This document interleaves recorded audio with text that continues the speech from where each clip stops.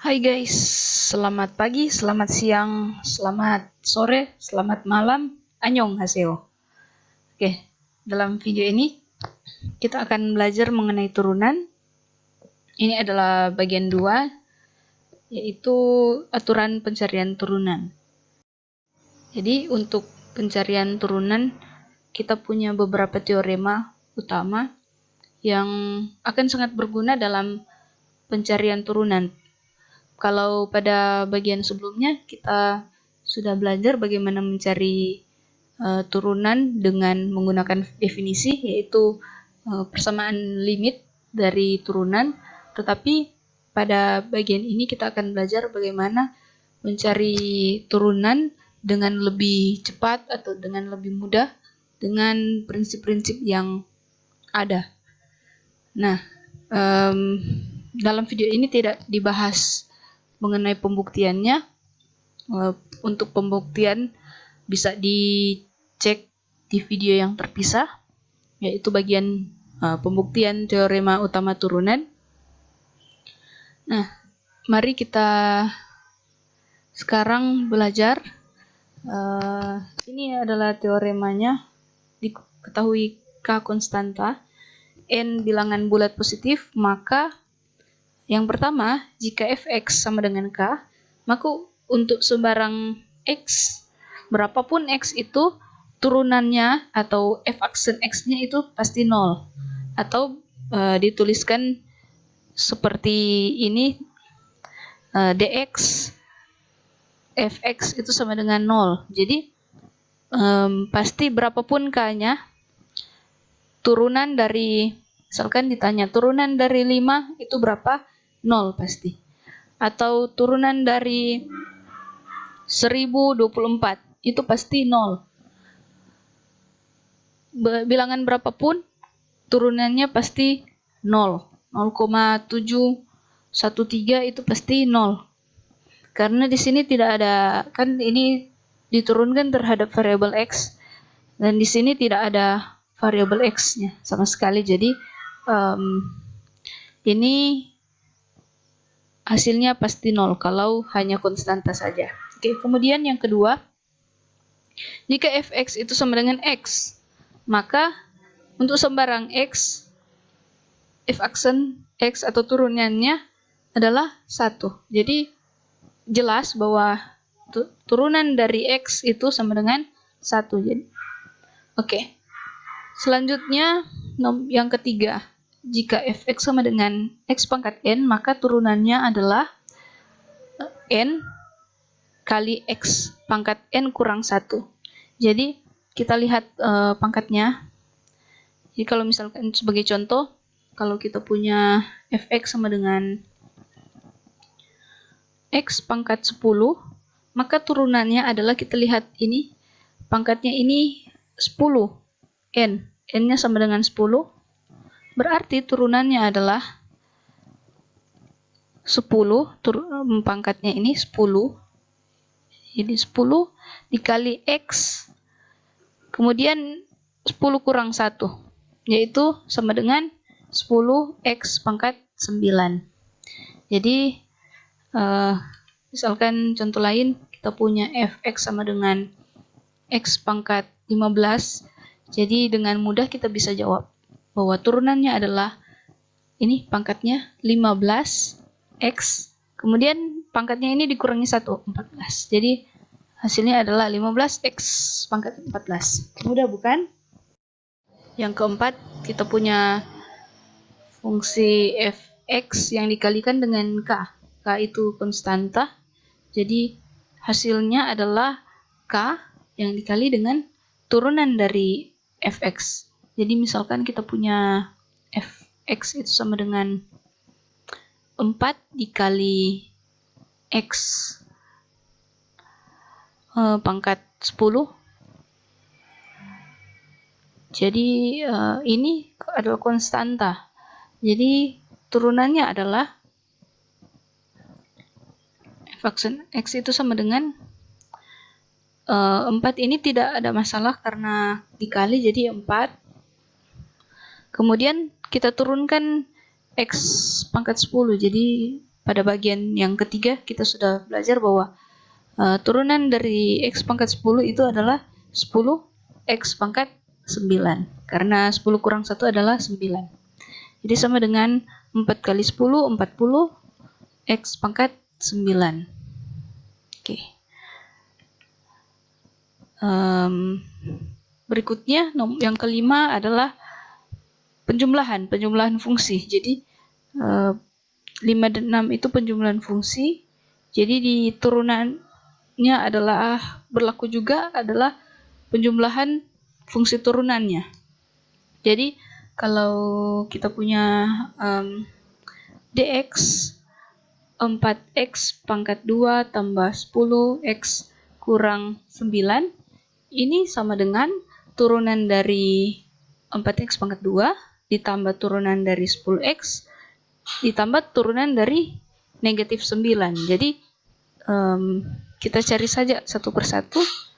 Jadi turunan dari 4x pangkat 2 kita tahu bahwa 4 kali, karena seperti yang di sini 4 kali ini x pangkat 2 kemudian x 2 kurang 1 jadi 1 pangkat 1, tidak perlu ditulis pangkatnya, tambah 10 turunan dari x itu sama dengan 1 pada teorema yang nomor 2 tadi, dan turunan dari negatif 9 karena negatif 9 itu konstanta, tidak ada x-nya, maka itu sama dengan turunannya adalah 0. Maka hasilnya adalah 4 kali 2 8, 8x ditambah 10 kali 1 10 tambah 0. Jadi hasilnya adalah 8x tambah 10. Jadi ini berlaku untuk pertambahan dan penjumlahan sama. Oke, kita masuk ke dalam perkalian. Jadi ada dua fungsi f dan g. Turunan dari perkalian f dan g itu sama dengan, jadi kita bisa lihat fx dikali dengan turunan g, jadi fx kali g aksen tambah f aksen kali g x. Jadi kita lihat ini ada pertambahan, jadi ini kalau perkalian ini fg, ini fg, tetapi yang di sini yang satunya g-nya adalah yang turunannya pertama, dan kemudian ditambah dengan yang ini f-nya yang diturunkan dikali dengan g biasa. Untuk pembagian f dibagi g aksen itu sama dengan mirip dengan yang di atas, tetapi kita bisa lihat di sini g dikali f aksen, jadi g x kemudian dikali dengan turunan dari f, jadi f aksen kurang f x dikali dengan g aksen x diper dengan g kuadrat x. Jadi contohnya kalau kita punya fungsi f(x) sama dengan 2x tambah 1, g x itu sama dengan 5x kurang 3, turunan dari fx kali gx sama dengan, atau kita bisa tuliskan dengan f kali g sama saja,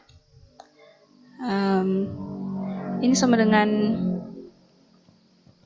dx 2x tambah 1 kali 5x kurang 3. Kita ingat bahwa tadi turunannya itu adalah fx kali g aksen x ditambah f aksen x kali gx. Jadi kita cari dulu f aksen x itu berapa? Turunan dari 2x tambah 1, jadi turunan dari 2x itu 2 tambah 1 itu konstanta, jadi 0. Jadi turunan dari fx itu sama dengan 2. G aksen x itu sama dengan, kita lihat ini 5x kurang 3, jadi turunan dari 5x itu 5 dan kurang 3 itu 0 turunannya. Jadi gx sama dengan 5. Kita lihat yang di sini bagian ini. fx itu adalah 2x tambah 1, kemudian dikali dengan g aksen x itu 5, tambah f aksen x itu 2, dikali dengan gx itu 5x kurang 3. Ini sama dengan, kita kalikan, 2x kali 5, 10x, kemudian 1 kali 5 itu 5, tambah 2 kali 5x itu 10x, kemudian 2 kali negatif 3 itu negatif 6.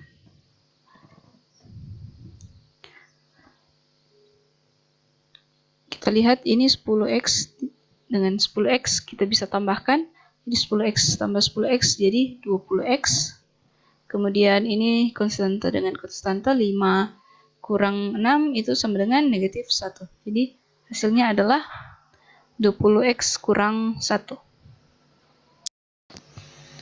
Oke, selanjutnya kalau kita punya fx sama dengan 3x tambah 7, gx itu sama dengan 8x kurang 1, maka kalau ditanya berapakah ini dx fx per gx, ini sama dengan, kalau kita ingat tadi bahwa turunannya adalah f per g aksen x itu sama dengan gx f aksen x kurang fx g aksen x per g pangkat 2 x. Jadi kita butuh f aksen dan g aksen. Jadi kita cari dulu f aksen x itu sama dengan, kita lihat ini akan jadi 0 dan ini turunan 3x itu sama dengan 3. Kemudian gx g aksen x itu sama dengan ini konstanta, jadi akan sama dengan 0 dan turunan dari 8x itu sama dengan 8. Jadi kita tuliskan gx itu 8x kurang 1. Kemudian yang di sini f aksen x itu sama dengan 3 kurang fx sama dengan 3x tambah 7, g aksen x itu sama dengan 8 per g kuadrat. Jadi 8x kurang 1 kuadrat sama dengan 8 kali 3 24x, kemudian 1 kurang negatif 1 kali 3 itu negatif 3, kurangi dalam tanda kurung saja supaya tidak salah, 3x kali 8 itu 24x, 7 kali 8 56 per 8x kurang 1 pangkat 2. Yang di bawah sini bisa kita uraikan, bisa saja biarkan itu dia dalam pangkat. Jadi kalau kita lihat ini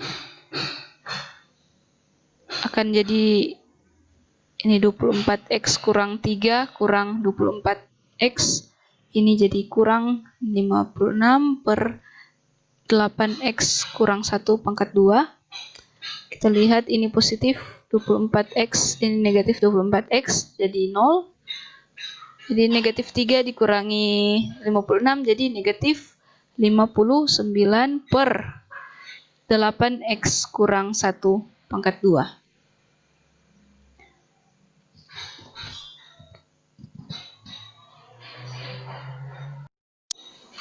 Ya, ini adalah soal latihan, silakan dikerjakan. Kalau ada pertanyaan silakan ditanyakan.